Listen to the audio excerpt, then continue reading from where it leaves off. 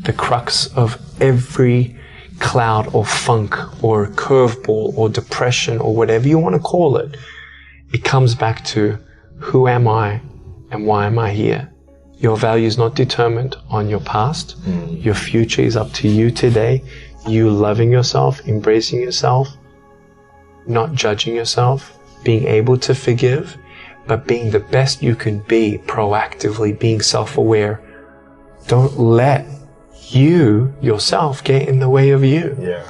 It's not to say that everything's possible. It's not to say that everything's smooth. No, we all go through ups and downs. But I needed to get out of my own way to reach my full potential, and then take one day at a time. When you can't think of thriving and you can only think of surviving, that's a reality. You've been through that. I've been through that. The strongest of motivational speakers have been through those seasons, and that's okay.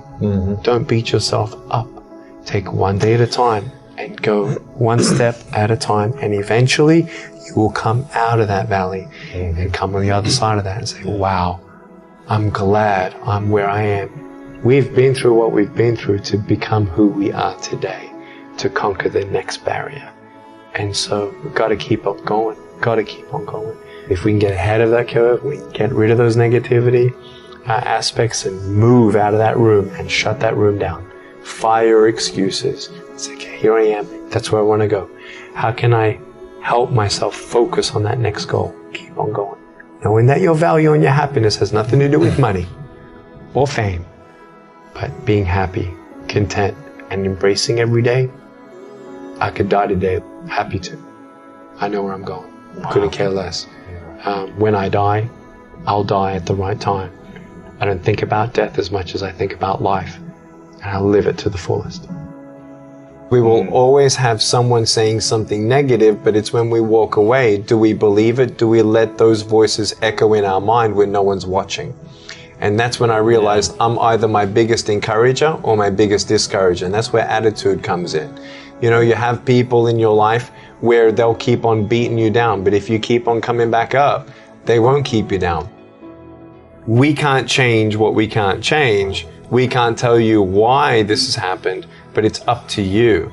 You don't know what you can achieve until you try it.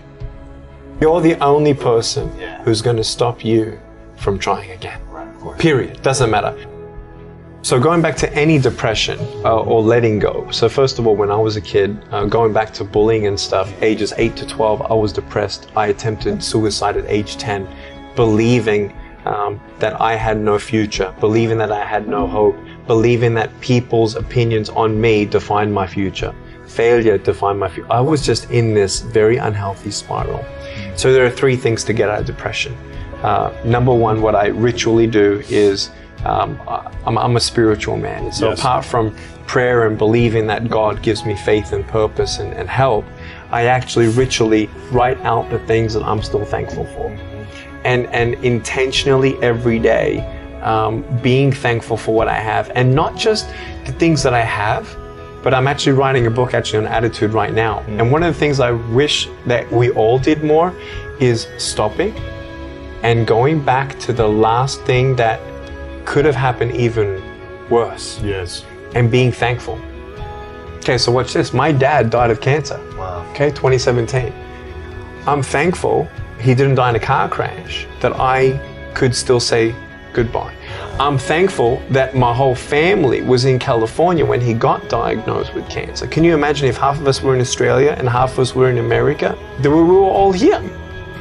So do I believe in redemption? Absolutely. Wow. So if you really believe in redemption for even the failures of your own self and the redemption of broken pieces being turned into something beautiful, then we must be able to forgive ourselves.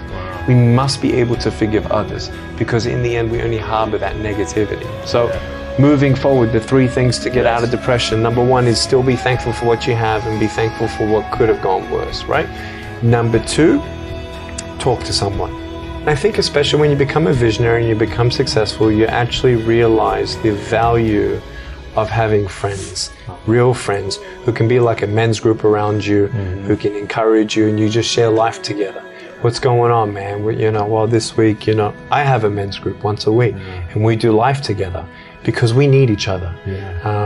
And so talking to somebody, being transparent with them and getting that encouragement. And thirdly, actually helping someone in need where you cannot ascertain, nor even is it in your mindset of waiting for them to look you and say thank you. And that instigates purposeness.